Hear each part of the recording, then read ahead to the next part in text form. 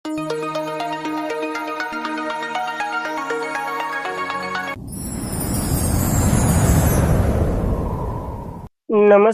ગુજરાતના અધિકારી મિત્રો, આજે આપણે 11 માર્ચ 2026 નું મોસ્ટ ઇમ્પોર્ટન્ટ કરંટ અફેર સાથે સાથે જીકે અને જીએસ વિશે ચર્ચા કરવાના છે.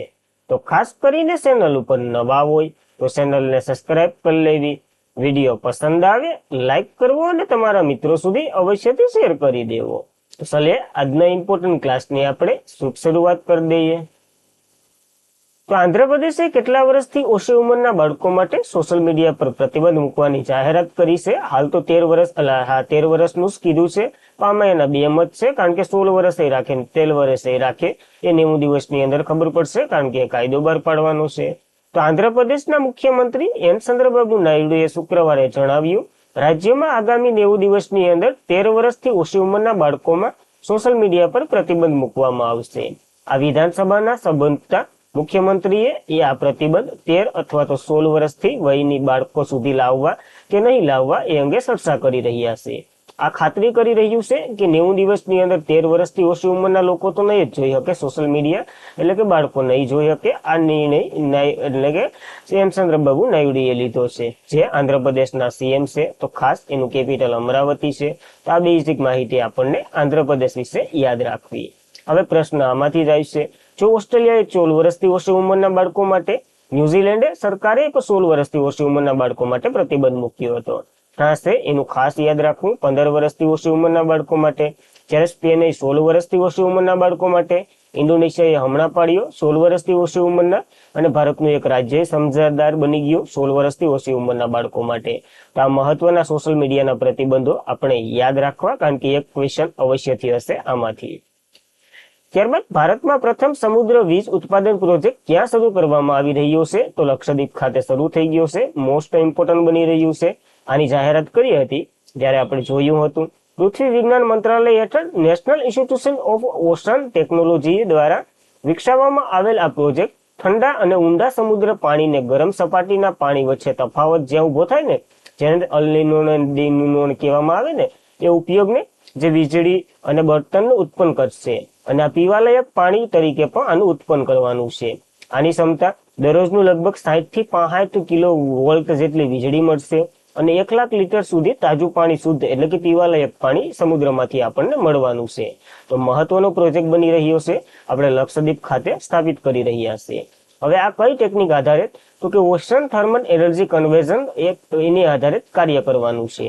આ સિસ્ટમ જે સામાન્ય રીતે બંધ ચક્ર જે પદ્ધતિનો ઉપયોગ કરે છે, એટલે કે બાષ્પીભવન, ગરમ સમુદ્રની સપાટીમાં પાણીનું બાષ્પીભવન કરવામાંથી પ્રસાર થાય, જ્યારે ગરમ પાણી એટલે કે એમોનિયા જેવા કાર્યવાહી પદાર્થો એમાં નાખવામાં આવે, એ વધારે તીવ્ર બને અને એમાંથી વીજળી ઉત્પન્ન થાય. આ ગરમ પાણી ઉચ્ચ દબાણ હેઠળ ટર્બાઇનમાં ફેરવવામાં આવે છે અને જનરેટર સામે જોડાય છે. આનાથી તો કે વીજળી ઉત્પન્ન થાય. આ ઘનીભવન કરવાનું છે, એટલે ઘનીકરણ, જે સમુદ્રના ઊંડા પાણીમાંથી લાવવામાં આવેલ ઠંડુ પાણી ટર્બાઇનમાંથી નીકળે, એ વરાળ, કેન્દ્રક અને ઘનીભવન થશે.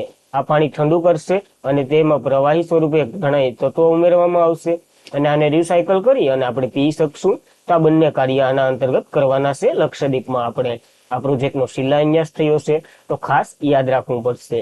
ભારતે તો કે 1980માં તમિલનાડુમાં આવું કરવાનો નિર્ણય લીધો હતો. પછી તો કે વિદેશી જે મદદ કરવાના હતા ને આપણે, એ ઉત્સાહ કરી ગયા, એટલે ભારતે અહીંયા ન કર્યો. હવે લક્ષદ્વીપમાં ભારત પોતાની રીતે નાખી રહ્યું છે. લક્ષદ્વીપની વાત કરીએ, 36 ટાપુ દેશોનો સમૂહ છે, અને આ એટલે કે રાષ્ટ્રોનો સમૂહ છે. રાષ્ટ્ર એટલે રાજ્ય અથવા તો જિલ્લા, તમે જે કહી શકો. કેપિટલ તો કે કવારતી છે, અને સંચાલક તો કે પ્રફુલ્લ ખોંડા પટેલ છે, એટલે કે ત્યાંના હેડ એ છે. તો ખાસ કેન્દ્ર સરકાર અંતર્ગત આવે છે લક્ષદ્વીપ. તમે ઇમેજમાં જોઈ શકો, આંદામાન નિકોબાર, આ લક્ષદ્વીપ, બંનેને અલગ કરતી ચેનલનું નામ તમારે કોમેન્ટ કરવાની છે. ત્યારબાદ હુરુન ગ્લોબલ રિસ્ક લિસ્ટ 2026માં ભારતના ટોચમાં કોણ રહ્યું છે? તો મુકેશ અંબાણી ફેમિલી ટોચ ઉપર રહી છે, મોસ્ટ ઇમ્પોર્ટન્ટ બને છે. ત્યારબાદ ગૌતમ અદાણી બધાય છે. તો Hurun research institution Hurun global risk list 2026ની 15મી આવૃત્તિ બહાર પાડી, જેમાં રિલાયન્સ ઇન્ડસ્ટ્રી લિમિટેડના ચેરમેન અને મેનેજિંગ ડિરેક્ટર મુકેશ અંબાણી ટોચ ઉપર છે. આ એનો આંકડો ક્યારેય ન યાદ રાખતા. ભારત અને એશિયામાં સૌથી ધનિક વ્યક્તિ તરીકે પણ મુકેશ અંબાણી છે. અદાણી ગ્રુપના જે ગૌતમ અદાણી છે ને, એની સંપત્તિ ખાલી જગ્યા સાથે એ બીજા ક્રમે છે. તો ખાસ બંને ક્રમો યાદ રાખવા. ભારત હવે 308 અબજોપતિ ધરાવે છે, જેમાં નવા ઉમેરા અને અબજોપતિની સંખ્યાની દ્રષ્ટિએ ભારત વિશ્વમાં તો કે ત્રીજા ક્રમે છે. જોઈ લે પહેલો દેશ કયો છે, બીજો કયો છે, અને ભારત શા માટે ત્રીજો આવ્યો. તો અબજોપતિની સંખ્યા અમેરિકા પહેલા નંબર ઉપર છે, ચીન બીજા નંબર ઉપર છે, ત્યારબાદ ભારતનો ત્રીજો ક્રમ આવે છે. જ્યારે ટેસ્લાના સીઈઓ છે ને, સ્પેસ એક્સ વગેરેના સ્થાપક એલન મસ્ક એ હુરોન લિસ્ટમાં ટોપ ઉપર એટલે કે વિશ્વના સૌથી ધનિક વ્યક્તિમાં પહેલા નંબર ઉપર છે. અને આ ડોલર પ્રથમ એટલે કે 700 અબજ ડોલર પ્રાપ્ત કરનાર એ પ્રથમ વ્યક્તિ જ બન્યા હતા. ત્યારે તો આપણે ભણ્યા હતા. એના જેવો જ પ્રશ્ન છે, તો બંને યાદ રાખવો. ભારતમાં સૌથી ધનિક મહિલાની વાત કરીએ. HCL ટેકનોલોજીના ઓલા છે ને ચેરમેન રોશની નાદર મલ્હોત્રા એ ટોચ ઉપર છે. તો મહિલામાં યાદ રાખવો અને પુરુષમાં યાદ રાખવો. પ્રશ્ન ક્યાંથી પૂછ્યો એ પ્રમાણે ઓપ્શન ટીક કરવો. નકર જોઈ લે પછી ગૌતમ અદાણી ઓલા ભાઈ મુકેશ અંબાણી જાયદ આવે બધીમાં, તો એ સારું નથી. ત્યારબાદ તાજેતરમાં સમાચારમાં રહેલ લેઝિમ નૃત્ય એ કયા રાજ્યનું ફેમસ નૃત્ય છે? તો મહારાષ્ટ્રનું ફેમસ છે. હમણાં મહિલા દિવસ ગયો ને, તો અહીંયા મહિલાઓએ એક રેકોર્ડ કર્યો છે. જોઈ લઈએ. આંતરરાષ્ટ્રીય મહિલા દિવસ 8 માર્ચ 2026 ના નિમિત્તે ડોબરિયન મહારાષ્ટ્રમાં જે સંત સલાવાર સ્પોર્ટ કોમ્પ્લેક્સ ખાતે 9111 મહિલાઓએ અને વિદ્યાર્થીઓએ પરંપરાગત લેઝિમ નૃત્ય કરી અને ગિનિસ વર્લ્ડ રેકોર્ડ બનાવ્યો છે. તો યાદ રાખવું પડશે. આ લેઝિમ નૃત્ય એ મહારાષ્ટ્રના ગામડા 2 કે 4 સ્વરૂપમાં રજૂ કરતું સમૂહ નૃત્ય છે. જે લેઝિમ રંગબેરંગી પોશાક પહેરવામાં આવે, ટૂંકમાં લાવણી જેવું જ હોય છે. આ નૃત્ય ઢોલકીનો સમાવેશ થાય અને બધા નર્તકો લેઝિમ વહન અને કરતાર સાથે આ સંગીત વાદ્યનો ઉપયોગ કરે. ઘણીવાર ગણેશ ઉત્સવમાં આપણે જોતા જ હશે. અને મહારાષ્ટ્રના અન્ય નૃત્યોની વાત કરીએ. લાવણી છે, નકારતા છે, કોળી છે, ગફા છે, દહીકલા છે અને આ લેઝિમ તો આપણને યાદ જ રાખવું પડશે. તો ખાસ આ મહારાષ્ટ્રનું આપણને યાદ રાખવું. નવા રાજ્યપાલ એટલે ગવર્નર આવ્યા છે. કોણ આવ્યા એ તમારે કોમેન્ટ કરવાનું છે. આપણે ભણી ગયા. ત્યારબાદ IBM એ ભારતના જે સંગમ ઇન્ફ્રાસ્ટ્રક્ચર ઇનોવેશન સેન્ટરનું ઉદઘાટન ક્યાં કર્યું છે? તો બેંગ્લોર ખાતે આ ઉદઘાટન કર્યું છે. IBM આપને ખબર છે, એક લેંગ્વેજ બનાવતી કંપની તરીકે તમે ઓળખી શકો. ટેકનોલોજી કંપની IBM એ તેના ઇન્ડિયા સિસ્ટમ ડેવલપમેન્ટ લેબ ખાતે કેમ્પસમાં ભારતનું તેમનું પ્રથમ ઇન્ફ્રાસ્ટ્રક્ચર ઇનોવેશન સેન્ટર શરૂ કર્યું. આનું નામ સંગમ રાખ્યું. સંગમ એટલે ભેળા થવું, ભેરું થવું અથવા તો એવા જેવા અર્થ થાય છે. આ ઇન્ફ્રાસ્ટ્રક્ચર ઇનોવેશન સેન્ટરનું નામ આપવામાં આવ્યું છે. આ સુવિધાનો હેતુ એડવાન્સિક જે ઇન્ફ્રાસ્ટ્રક્ચર એન્જિનિયરિંગ, આર્ટિફિશિયલ ઇન્ટેલિજન્સ એટલે કે AI ઇનોવેશનમાં ભારતની ભૂમિકાને મજબૂત બનાવી અને એક સુરક્ષિત અને સસ્ટેનેબલ AI સંચાલિત જે સિસ્ટમોનો વિકાસને વેગ આપવો. ભારતીય સાહસો અને વૈશ્વિક બજારો બંનેને ટેકો આપશે આ કંપની. તો ખાસ યાદ રાખવું આપણે. ઇન્ટરનેશનલ બિઝનેસ મશીન એનું ફૂલ ફોર્મ થાય છે, જેની રચના 1911માં થઈ હતી. આનું હેડક્વાર્ટર ન્યુયોર્ક ખાતે છે અને CEO અરવિંદ કૃષ્ણા છે. ઉપનામ તો કે બિગ બ્લુ તરીકે ઓળખવામાં આવે છે આ કંપનીને. તો પૂછાઈ ગયું, યાદ રાખવું SSC વાળાએ. નાસાએ IBM સાથે મળી અને સૌર તોફાનની આગાહી કરવા માટે એ મોડલ સૂર્યા લોન્ચ કર્યું હતું. આપો PYQ આવી ગયો. તો બંને પ્રશ્ન યાદ રાખવા આપણને આ કંપની વિશે. ત્યારબાદ ભારત અને કયા દેશ વચ્ચે સંયુક્ત લશ્કરી કવાયત લામિત્રીય 2026 શરૂ થયું? લામિત્રીયનો અર્થ તો કે મૈત્રીપૂર્વક અથવા તો મૈત્રીતા થાય છે.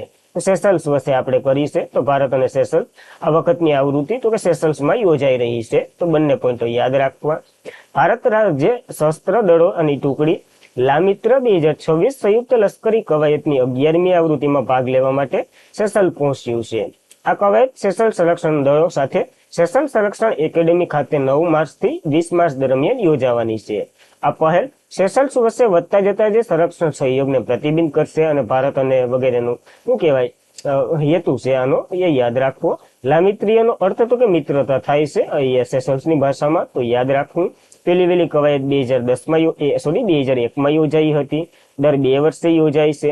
આપણી ત્રણેય નૌકાદળની એટલે કે ભારતની ત્રણેય સેનાઓએ આમાં ભાગ લીધો હતો. ભારતીય સેના તરફથી આઝાદ રેજિમેન્ટ આસામ રેજિમેન્ટ છે. ભારતીય વાયુસેના તરફથી C-130 પરિવહન વિમાને, ભારતીય નૌકાદળ તરફથી INS ત્રિકંડે ભાગ લીધો હતો.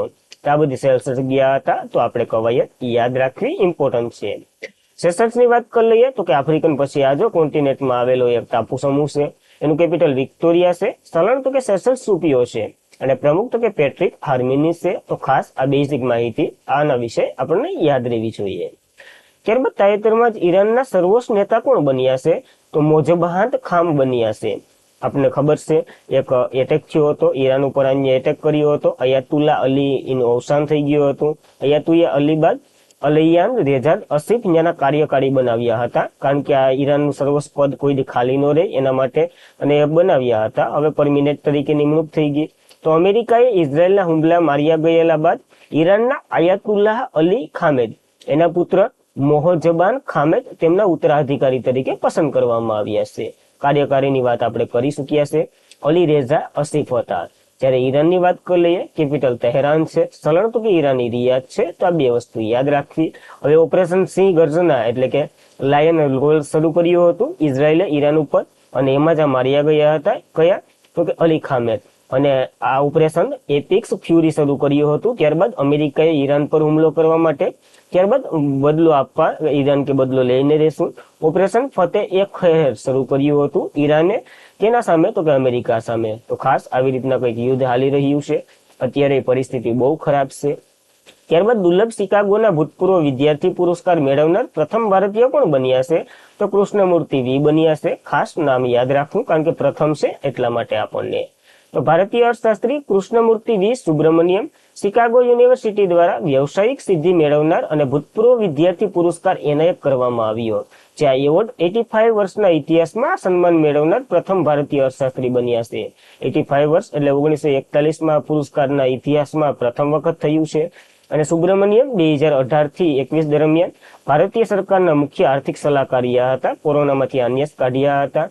આંતરરાષ્ટ્રીય નાણાકીય ભંડોળના એક્ઝિક્યુટિવ ડિરેક્ટર પર આ વ્યક્તિ રહી ચૂકેલા છે. તો બહુ સારું એવું નામ છે. તો આપણને ખાલી નામ યાદ રાખવું આના વિશે. ત્યારબાદ ઓસ્ટ્રેલિયન ગ્રાન્ડ પ્રિક્સ 2026માં પ્રથમ ક્રમે કોણ આવ્યું છે? તો જ્યોર્જ રસેલ એ પ્રથમ ક્રમે આવ્યા છે. હમણાં જ આ ઇવેન્ટ યોજાઈ છે, તો યાદ રાખવી પડશે. ઓસ્ટ્રેલિયન ગ્રાન્ડ પ્રિક્સ સત્તાવાર રીતે ફોર્મ્યુલા 1 કતાર એ ઓસ્ટ્રેલિયન ગ્રાન્ડ પ્રિક્સ 2026 તરીકે પણ ઓળખવામાં આવે છે.